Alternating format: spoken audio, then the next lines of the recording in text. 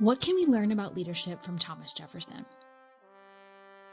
Welcome to Leadership and Legacy, Conversations at the George Washington Presidential Library at Mount Vernon. I'm Dr. Lindsay Chervinsky, Director of the library. In this podcast series, we talk with experts about leadership and history, how studying these stories helps us understand our current moment, and how we can apply lessons from leaders in the past to our own lives. I am so excited to bring you this episode with Dr. Frank Cogliano. He is the author or editor of 12 books, a professor of history at the University of Edinburgh, and a truly delightful human. He has long been a friend and a mentor, a genuine force for good in the field of early American history, and a riotous good time. As you will probably tell from the conversation, we had a little too much fun recording this episode, and it easily could have been 4 hours long. Most recently, Dr. Cogliano published A Revolutionary Friendship, Washington, Jefferson, and the American Republic, which was the subject of our conversation today. But he also has 2 new books coming out in 2026, The American Revolution at 250, which we will feature at an event at Mount Vernon, and Thomas Jefferson Survives. So stay tuned for those, and for now, I hope you enjoy this conversation on Thomas Jefferson and, of course, George Washington.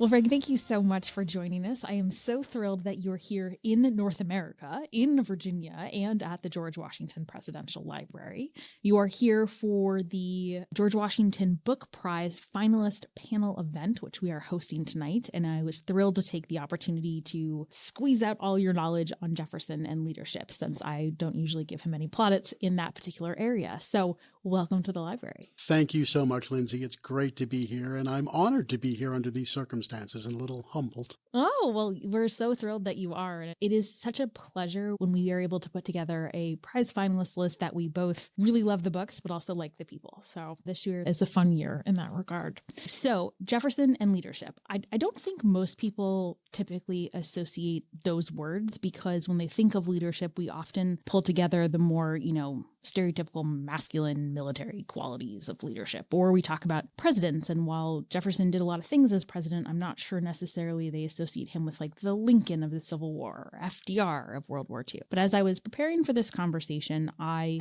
came up with 3 areas that Jefferson might be considered a leader: the world of ideas, as a party builder, and as president. So I would love to talk to you about all 3 of those. Let's perhaps start with ideas, as we are heading into 2026, and he's going to be talked about a whole lot. Yeah, it's going to be a hard year for you, isn't it, Lindsay? There's going to be a lot of eye rolling. Can I just be like, no, he stole it all from John Adams? That's just going to be like my grave marker sign. So, yeah, Jefferson as a leader on ideas, I think you're right. I mean, I think probably if we're assessing Jefferson in the macro, his most important contributions are in the realm of ideas. I think we're on safe ground there. The Declaration of Independence being first and foremost, which we'll be celebrating, commemorating, marking next year, the 250th anniversary, but also other issues. The Virginia Statute for Religious Freedom comes to mind, the creation of the University of Virginia and designing the curriculum for that. A lot of his thinking on constitution making, for example, although he never actually got to draft a constitution, much to his regret. And I think in the realm of ideas and in the life of the mind, as we used to call it, I think he is a leader. Interestingly, despite those many and frankly important contributions, those are the reasons we remember him. Mm-hmm. Well, and also those are the reasons he wants to be remembered, because Yes. The things you just said, the things you just listed, UVA, Declaration of Independence, and then religious freedom, those are what he put on his tombstone. The tombstone legacy stuff, yeah. And he's shaping his posthumous reputation with that tombstone. This is a guy who had a lot of things he could have put on his tombstone. President of the United States, Secretary of State, Vice President, etc., but didn't put those on. So he himself thought his most important contributions were in the realm of ideas. And I think that's significant. A note for our listeners: the full text of Jefferson's epitaph, which he wrote himself, is "Here was buried Thomas Jefferson, author of the Declaration of American Independence, of the Statute of Virginia for Religious Freedom, and father of the University of Virginia." These were Jefferson's greatest hits, at least according to him. We'll talk through each of these in turn.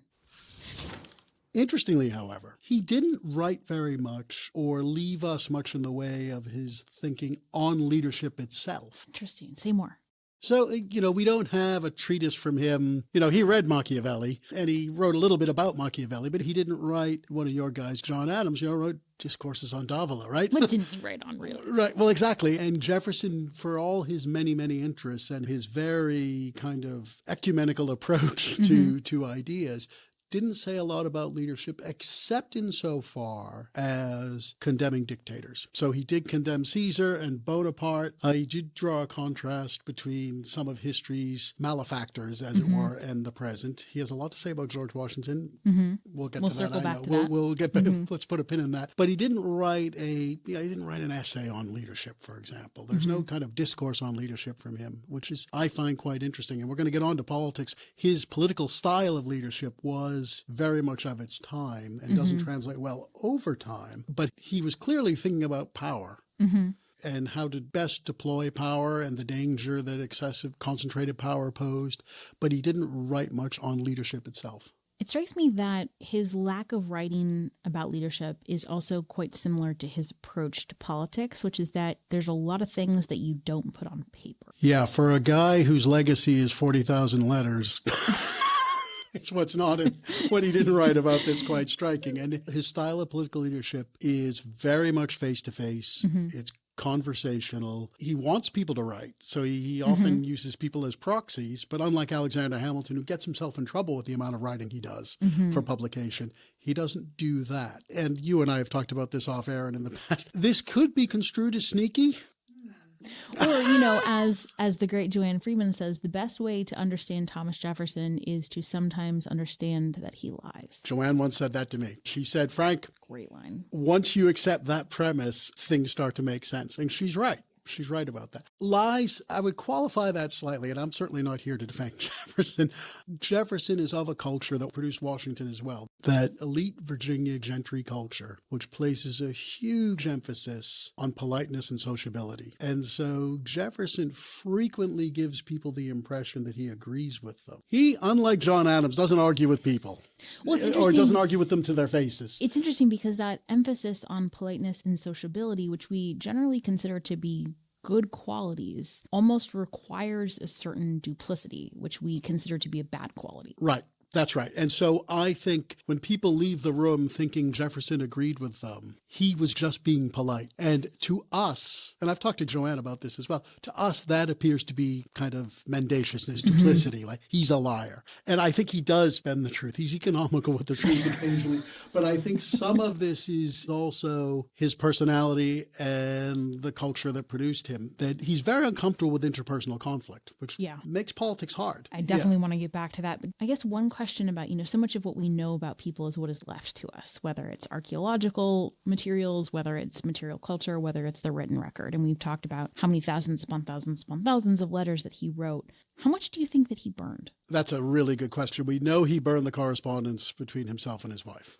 So we've only got one or two of those letters that survive. He had a very keen archival instinct, however, and it seems that he kept most of the rest. But of course, you're asking me to prove a negative. I don't know what's not there. But he kept he's very, very meticulous when it comes to record keeping. And he keeps this record called the Summary Journal of Letters, which is a register of all the letters he received and sent. And so we do know, because of that, the editors of the Jefferson papers know what's missing, or at least that he recorded that's missing, if you follow me. But again, apart from the correspondence with his wife, Martha, which we know he destroyed, it's impossible to tell. It seems like a pretty thorough record because, not everything in the Jefferson papers is flattering. Nope. So I want to circle back to the three things that you mentioned in terms of his creation of ideas and their broader impact, because oftentimes we measure leadership by what survives after you're gone. And the Declaration of Independence, I have been making the argument in the last couple months as I've been talking about it, that it is in some ways for a domestic audience an afterthought because the war had been going on for over a year at that point. But internationally, it is perhaps one of the most important American exports that we have ever produced. So could you just talk a little bit about the impact of the Declaration, if you agree with my assumption about it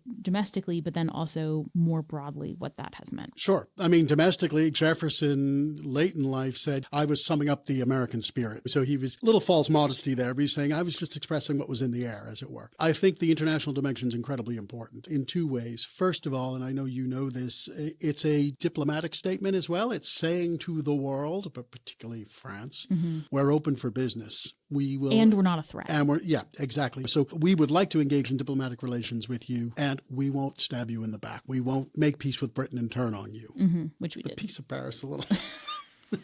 But it's a statement that the colonies aren't going back, that in declaring independence, the United States is joining the family of nations and will engage in diplomatic relations, particularly with European powers.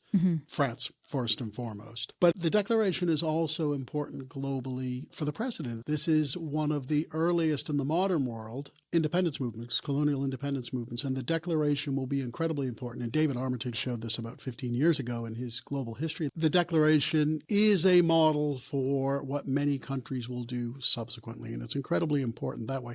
That's why next year's semi-quincentennial is one of the reasons I think it's important that I hope isn't lost, because I think there will be, as there was in 1976 during the bicentennial, there'll be a concentration on patriotism within the country and a celebration. There's going to be a lot of, well, I don't have to tell you, there's going to be a lot of hoopla and celebration next year, and that's justified. But I hope we don't lose sight of the international dimension of that. In part, I'm particularly interested in this as somebody who's a historian of the United States, and I'm an American but happen to live outside of the country as well, so I'm particularly attuned to this. And I think the international dimension to the Declaration of Independence, most famously Ho Chi Minh quoted it, but he's not the only example. Its global importance is really, really important. The other thing that I think is interesting is one thing I think we are seeing it. I know we're seeing it, and we're seeing it in some of the books that are going to come out in the next year. It's much greater emphasis on that list of charges against the king this time around than there was 50 years ago.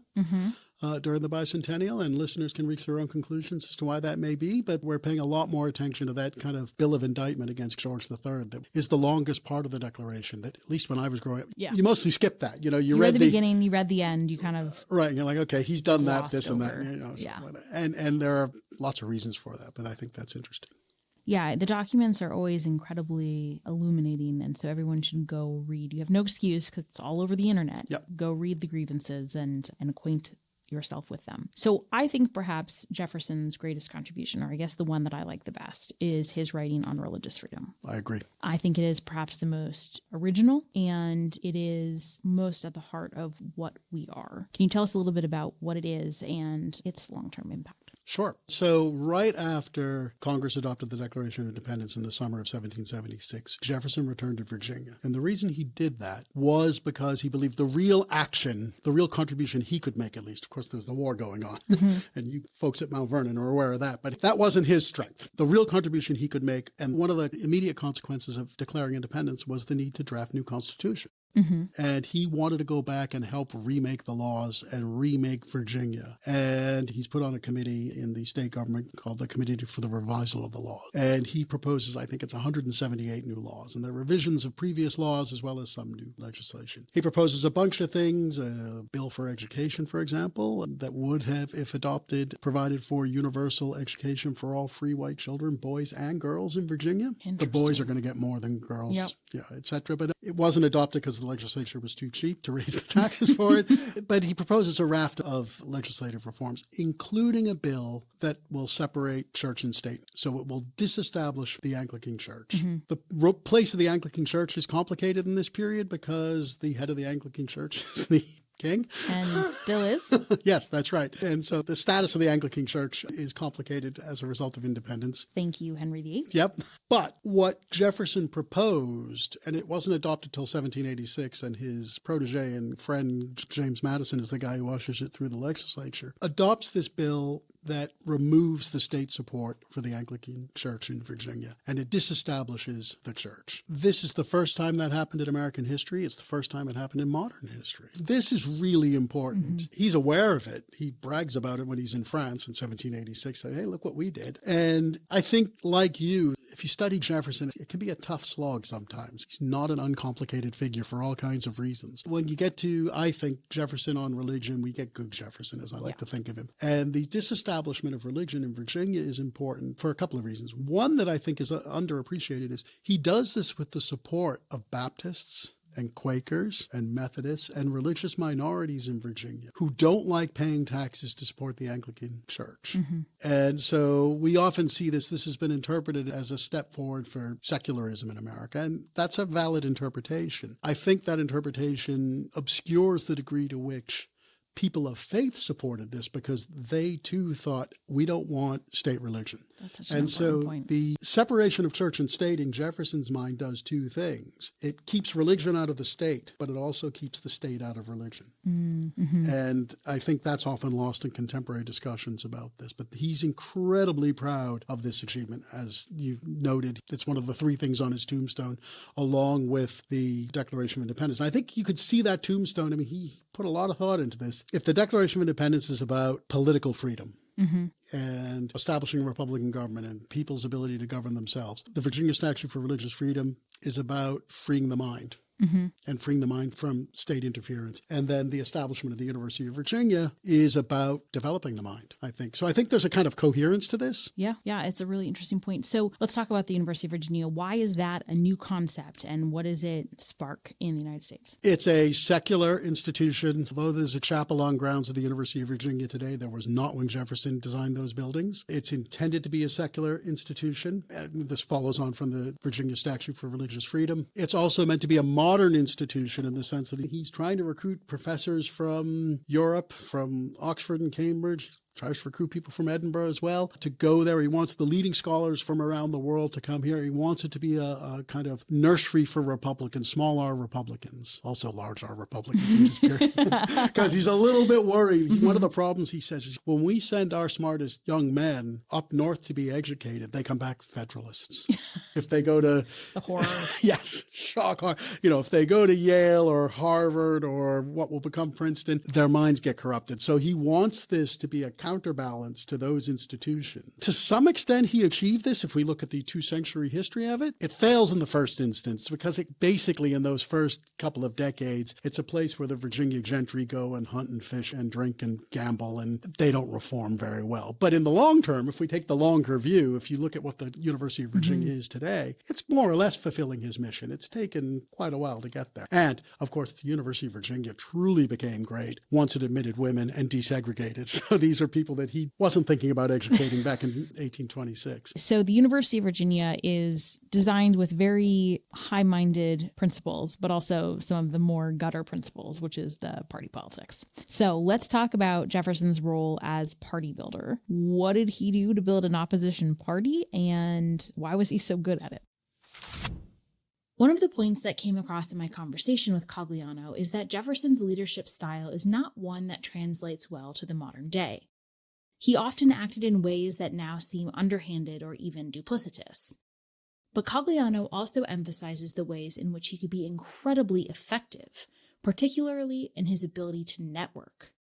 This skill is still important today, but it was even more crucial in Jefferson's time, before mass media fundamentally changed the way politics works.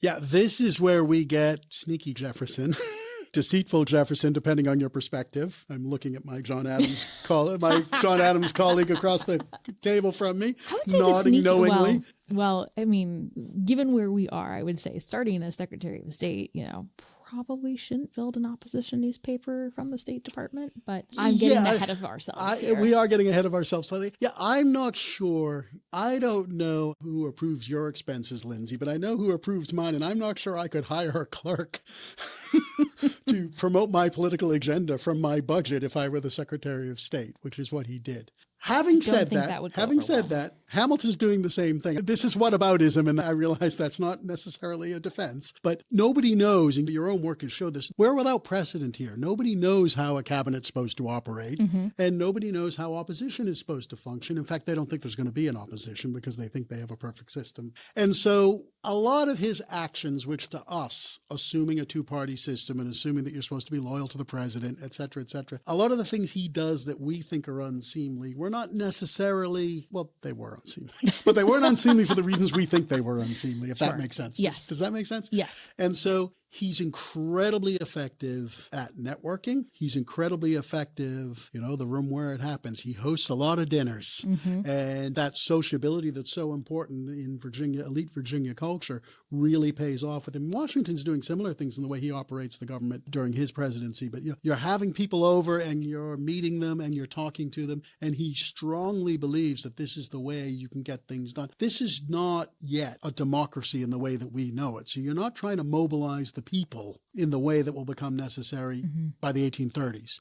You have to mobilize the congressman in your caucus. And he's very adept at that. Now, he knows the power of ideas. The fact that he hires Philip Freneau to edit a newspaper to promote his political philosophy is telling. So there is a recognition that you do have to communicate and mobilize the people. As I said earlier, unlike Hamilton, he's not producing content for the newspapers. He's very good at saying, hey, Lindsay, could you write an article about this? Yeah, it'll be great. And again, to us, that seems a little, not sneaky, but, come on, put yourself out there. And Madison does a lot of writing for him on his behalf. And he's very good at mobilizing people. But he wouldn't be able to do that if people didn't find those ideas compelling or weren't concerned about Federalist overreach. There are genuine kind of philosophical differences between these two nascent political parties. Calling them parties is always a little problematic, as you know, but we'll call them parties for lack of a better word. There are genuine ideological differences between them, and he's good at articulating what those principles are, but he's also just very good at organizing them. He's quite adept as a party manager. What he does wouldn't work in the 1830s. It wouldn't work in the 1970s, but it works in the 1790s very effectively. I want to highlight two things you said Sure. because we don't often associate these qualities with leadership, or we don't necessarily rank them top of the list, but they're extremely important in this period, which is that the president or political figures, they didn't really have a bully pulpit like we would think of a Theodore Roosevelt or an FDR with the radio or something like that.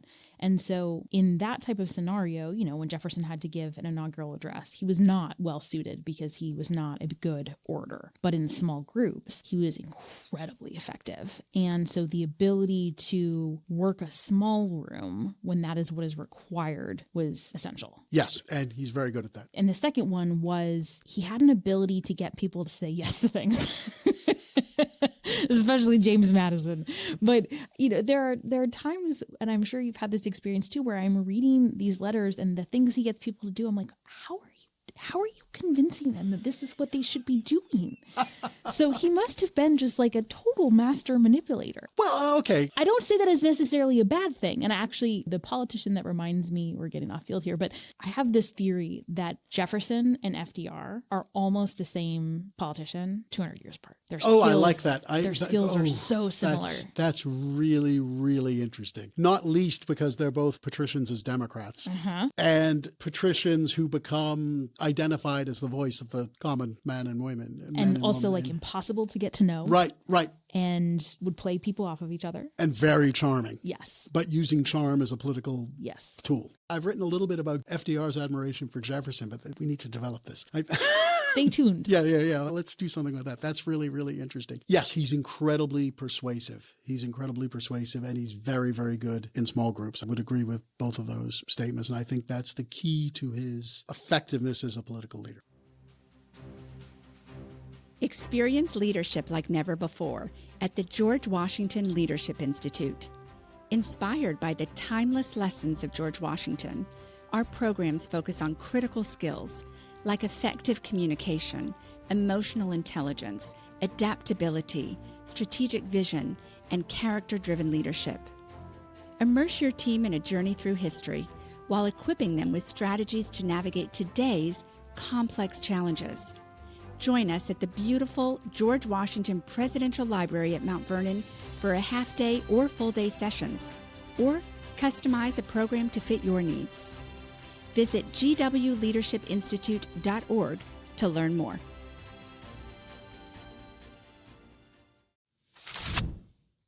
Now it was time to turn the conversation to the period of Jefferson's life most conspicuously absent from his tombstone, his presidency. So let's get to what we would consider to be the peak of political power, or the pinnacle of political power, which is the presidency. At this point, he had been in the Virginia legislature, he had been governor, he had been a diplomat, he had been Secretary of State, he had been a vice president, albeit a slightly treasonous one, and then he becomes the third president of the United States. How does his presidential leadership manifest itself? In a number of ways. I'm not sure treason. You and I have gone back and forth on this one. We'll set that aside. That's for our second series. He'd done all those things. He hadn't done them all well. And I think his tenure as governor of Virginia is incredibly important for understanding his president.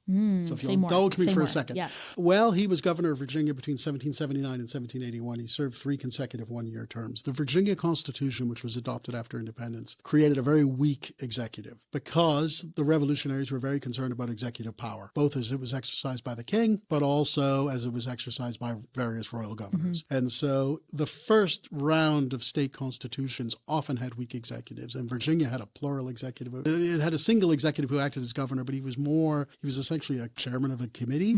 His cabinet was actually quite powerful. Anyway, he was incredibly unfortunate because the War of Independence really came to Virginia in a big way in 1780 and 81, and the state was overrun by British forces. He did not acquit himself very well as governor. In part, he had a very weak hand. He played a weak hand badly as opposed to playing a weak hand well. But I think one of the lessons he learned from that was the importance of being decisive, because he was pretty indecisive in the early days of those British invasions of the state. And when he became president, he was much more decisive. And the 2 examples that I think come to mind, and I've written a little bit about, one was the Barbary War, the first Barbary War. And his cabinet meets right after he's inaugurated in March of 1801 to decide in advance what to do in the event Tripoli declared war on the United States. So they're not going to wait for Tripoli to do that. They're going to be prepared in anticipation of that. I think that he's quite decisive during the Barbary War, deploying the Navy that John Adams and the Federalists built,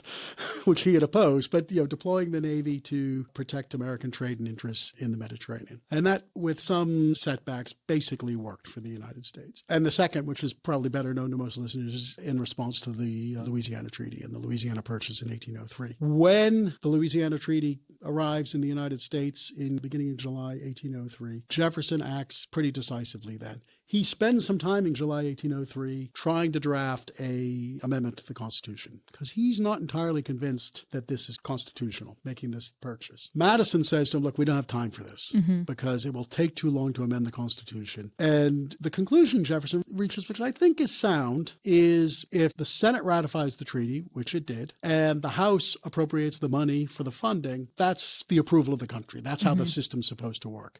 He would have preferred a constitutional amendment because he had, of course, been a strict constructionist back when he was leading the opposition in the 1790s. But again, he recognized that when you're president, you have to make decisions relatively quickly. And of course, what counts as quick in the in the first decade of the 19th century is nothing like today. But he's acting pretty decisively. And I think that he learned those leadership lessons from his earlier failure or earlier struggles. And I think, to his credit, the ability to learn from one's mistakes. I mean, he was embarrassed about his tenure as governor of Virginia till the day he died. He's trying to change Henry Lee's memoirs, get his son to edit them in a more favorable way in July of 1826, before he dies, or June of 1826, I should say. So he's embarrassed about that. He's concerned about it, but he did learn from it. One lesson I think he also maybe learned from, and I'd be curious to know if you agree with this, was that he governed Virginia, or he served as governor, in a very principled way. So he had sort of visions of what the governor should be based on what the state constitution was at the time. And he adhered to those principles, even when perhaps the prudent course of action would have been to be more flexible with them and to take more control of executive power. Now, good politicians sometimes have to be a little bit flexible with principles versus power,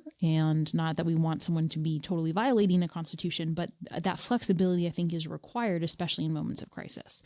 And I think later, especially when it comes to the Louisiana Purchase, he's much more willing to be a little bit more flexible with what executive power means, having experienced once what it meant to not do that. Yes, I think that's right. I mean, one of the criticisms, he's subjected to a board of inquiry by the Virginia state government after his tenure as governor ended. And one of the suggestions at the time had been that he should have become a dictator. Now, the word dictator in that context was being drawn from classical history and antiquity. So it wasn't dictator as we have come to use it with 20th century dictators in mind, but rather that, in a time of crisis, and there were precedents for this in Roman history, sometimes you have to take charge. And he refused to do that in 1781. He said, well, the Virginia Constitution doesn't allow me to do this, so I can't do it. You're correct that when it came to the Louisiana Purchase in particular, he was a bit more flexible. Now, the important thing about the Louisiana Purchase is, however, I do think that he took some persuading, and it helped that Madison had a big hand in writing the Constitution, said, actually, you can do this because the Senate has to approve the treaty and the House has to appropriate the money. He was more open or flexible then, but he did recognize that he couldn't do this on his own, that there had to be a kind of mechanism, there would be some level of popular approval. That makes sense. So we talked a little bit about Jefferson's learning from mistakes, but everyone continues to make them and all presidents make them. So what were his leadership failures as a president? I think his biggest failure was the embargo. The United States is caught between Britain and France in the first decade of the 19th century during Jefferson's presidency and beyond. Basically, Britain and France are at war constantly between 1793 and 1815 with an occasional break. And the United States, as the most important merchant trading nation in the North Atlantic, is caught up in that. And both Britain and France seek to control American shipping. They basically say, you can trade with us, but you can't trade with them. And the position of the United States is, no, we trade with everybody. We believe in free trade. It's incredibly lucrative for the United States, by the way. But it does lead to occasional conflicts, more often than not with Britain than France, because after the Battle of Trafalgar, the Royal Navy is preeminent. And so the United States and Britain are coming into constant conflict, which will culminate in the War of 1812. But late in Jefferson's presidency, there's an incident called the Chesapeake Leopard Affair, which takes place off the coast of Virginia. And a Royal Navy ship, a British Royal Navy ship, fires on an American U.S. Navy ship, not a merchant ship, a U.S. Navy ship, killing several sailors. There's a call for war in the United States. If Jefferson, this is where he's similar to John Adams, because there's a clamor for war in 1807, and if he had listened to that clamor, he probably would have been very popular, in the same way that Adams during the Quasi-War could have asked for a declaration of war and got it. That didn't come, but he proposed an embargo, which is basically that the United States would refuse to trade with anybody until its rights were respected. And the embargo, economically and politically, is a disaster for the United States. It's a disaster economically. It leads to widespread smuggling, for one thing. It leads to huge opposition to the government, especially in New England and Federalist-dominated areas where the trade with Britain was most lucrative. It doesn't work. And as soon as Madison was elected to succeed Jefferson and became president in 1809, James Madison, he repealed the embargo, or allowed it to expire. So is the embargo, is it a failure of imagination in that it's not understanding what the United States' role and its influence in the world was? Was it a failure of, why was it a leadership failure? Well, it was a failure. Whether it's a leadership failure is, I'm going to slightly contradict myself here. He's got a weak hand to play. One of the challenges, and this is a challenge I find in teaching U.S. history, us outside of the United States in particular, is one of the challenges he faces, and one of the challenges we face in communicating with students and the public today, is the United States is weak. In 1807. It will become a power, but it's not a power yet. In fact, its power will be slow growing over the course of the 19th century. It doesn't really become a great power until the early 20th century. And so he doesn't have a lot of cards to play. I think he's playing a weak hand here. And so to some extent, I try to think, okay, what's the alternative? Going to war in 1807? Well, I actually think the embargo is a plan to get ready for war. I think he wants to get American ships home so they won't be seized. He has some faith in economic coercion because of what he learned during the boycotts in the run-up to the revolution. The British are susceptible to this and maybe they'll respond. But he's not naive. I think he recognizes the United States doesn't have the naval capacity to fight Britain. And it will acquit itself well during the War of 1812 in single ship actions, but it doesn't challenge the supremacy of the Royal Navy because it can't. Whether it's a failure of leadership or it's simply a failure because the United States is weak is something we could discuss. He was reasonably decisive. He believed in economic coercion. He hoped it would work. It didn't. I'm not sure it's his fault that it didn't work. That poses a really interesting question about failures, especially in the presidency, because we often lay them at the feet of the people who are in the office, but sometimes the situation is such that there isn't actually a good option. Other people act too, and other people have interests, you know? Other empires do exist. Yeah, they do stuff. And Britain and France were pretty powerful. Indeed. So you are here to talk tonight about your new book, A Revolutionary Friendship, which looks at Washington and Jefferson's friendship. And miraculously, there hadn't been a book on the subject. I think because people tended to read the history backwards, maybe, and they know where they ended. But it's a good lesson that there are a lot of books out there that people assume have been written until you go looking for them, and then they're not there. So how did Washington and Jefferson approach leadership? In what ways were they similar? In what ways were they different? If you've spent much time reading and thinking about the American founding era, you'll know that Washington and Jefferson had a difficult relationship, especially during and after Washington's presidency. And as we discuss here, they were very different men with different strengths. But Cogliano also emphasizes something that Jefferson himself eventually admitted. They agreed on more than they didn't. Good question. I mean, Washington, he's a more skilled leader, I think, by almost every metric, except possibly the ideas. Although one of the things I learned in writing this book and reading a lot of Washington, having spent a lot of time reading Jefferson, I read a lot of Washington's writing. Washington's no dummy, and he doesn't get enough credit as a thinker, but I think Jefferson does outscore him on by that metric. But Washington, by almost all the other measures that we would use in the 18th century and beyond, seems to be a more effective leader, or he's a military hero. Not just a military hero, he's a military leader. He's an effective military leader. I mean, I think he demonstrated that.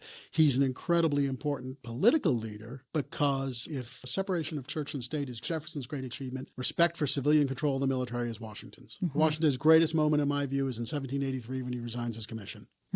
And no greater authority than George III said the same thing. So I think Washington's leadership and his moments of leadership, he has occasional false steps, are pretty impeccable, frankly. Jefferson's style is different. One of the things that Washington did, and you know this better than me because you wrote the book on it, you know, in terms of the way his cabinet operated, was he put good people in place and trusted them to do their jobs, and they responded to that. So I expected when I did the research for this book, when we get to the French Revolution, that's going to be a mess, and the Neutrality Proclamation. It wasn't. They actually worked together very productively on that. I mean, Jefferson wrote most of the proclamation, but there's a lot of back and forth between them. They're having breakfasts. They're talking about things. They're on the same page. And in part, I think that reflected one of Washington's strengths as a leader, which is, okay, you're the guy I gave this job to. You do it, and I'm trusting you to do it well. Now, Washington is the decider, to use a term of a later period, but he trusted Jefferson and Hamilton to do their jobs. Didn't always work out, as we know. One of the things they had in common was that persuasiveness. I think they both used sociability in different ways. Washington, he's less of a hail fellow, well met. You know, there's the famous story about Gouverneur Morris slapping him on the back, etc. Well, that story is, whether true or not, is famous because it tells us what it tells us about Washington. My favorite one is when he was determined to make John Marshall run for Congress in 1798. And he had asked him and asked him and asked him. He said no. And Marshall went to visit him, and he had been, for like 2 days, had kept after him. And Marshall kept saying no, and finally decided he couldn't say no anymore. And so he was going to get up before dawn the next morning and basically sneak out of the house and leave before Washington had a chance to ask him one more time. And he comes down the stairs, and Washington is standing in the center hallway in full military uniform with his military sword. And Marshall's like, fine, I'll do it.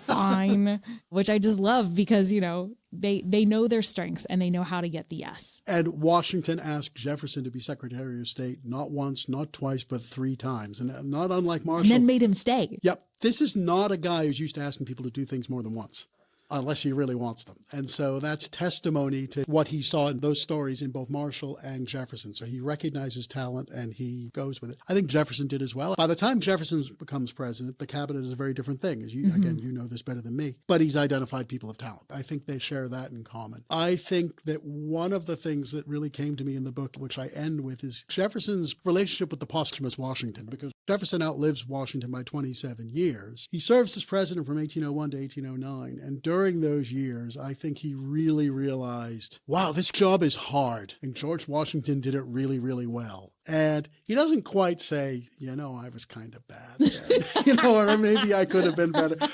But he doesn't not say that. He comes as close as he can to saying, I might have overreacted a little bit. And I think that the conclusion he reaches late in life, and he does this for the purposes of his own politics, yes. But Joanne alerts us that he lies, but he doesn't always lie. I mean, sometimes we can believe what he says. He says, we agreed on much more than we disagreed on. And the really important stuff, the rule of law, the importance of the Constitution, protecting American interests. We're on board. We agreed on those things. And I think that's important. That's so interesting because that later in life reflection is actually much more in line with, as you know, having gone through the letters, if you look at the records of the cabinet deliberations and then Washington's decisions afterwards, he sides with Jefferson almost 50% of the time.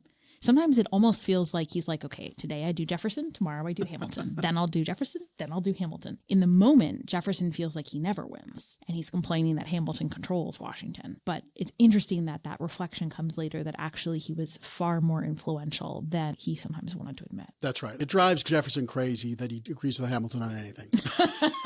and let's face it, Washington's a Federalist and Jefferson isn't. Yeah. And this is something that Jefferson just has trouble accepting. Now he's a mild Federalist. Right. I would say. That's right. Yes, I agree. And when he says in his first inaugural, we are all Federalists, we are all Republicans, he's realizing that, okay, that doesn't mean you're Hamilton. That doesn't mean you're a closet monarchist. He says some things in the heat of the moment that he regrets, but that's Jefferson's, one of his flaws. But with time to reflect, he says, we agreed on more than we disagreed on. And you're right. The record shows that. I'm so glad you brought up the inaugural address, because I think this is a precedent that Jefferson established that it's often treated as a nice piece of rhetoric, and it's a beautiful address. But the idea of extending an olive branch, the idea of trying to bring the American people together at this moment of inauguration, it hadn't really been done before because Adams succeeded Washington, and that election was the 1796 election was quite different than the 1800 election. But that is a revolutionary thing to do, to try and put behind you the wounds of the election and bring people together. And it established an expectation that we have that presidents do that, and most have followed that precedent. Yes, and you mentioned before that he was a terrible public speaker, and he was. So the people who heard nobody heard it, or very few people actually heard it when he delivered his first inaugural address. But it was written to be published in the newspapers. And I commend it to your listeners. Read it. It's worth reading. It's beautiful, but it's one of his most important statements. That's where the ideas and the leadership come together, actually, because that's an important moment. That election of 1800 was incredibly contentious, and there was a danger of possible civil war, certainly unrest, et cetera, et cetera. Things didn't have to go that way. And so I think if we're thinking about moments of leadership, that counts as one. And that's where his ideas and his actions did come together. That's one we probably should have spoken about more, because I think he showed real leadership then. He did, yeah. I think all was very nearly lost in that transition moment in 1801. And I think there are a couple of key contributions that make it possible for the Constitution to continue. I think Adams contributed some, and that moment from Jefferson is huge. Adams deserves credit for 1800 too, in 1801, and I think he's wrongly criticized for this not going to the inauguration.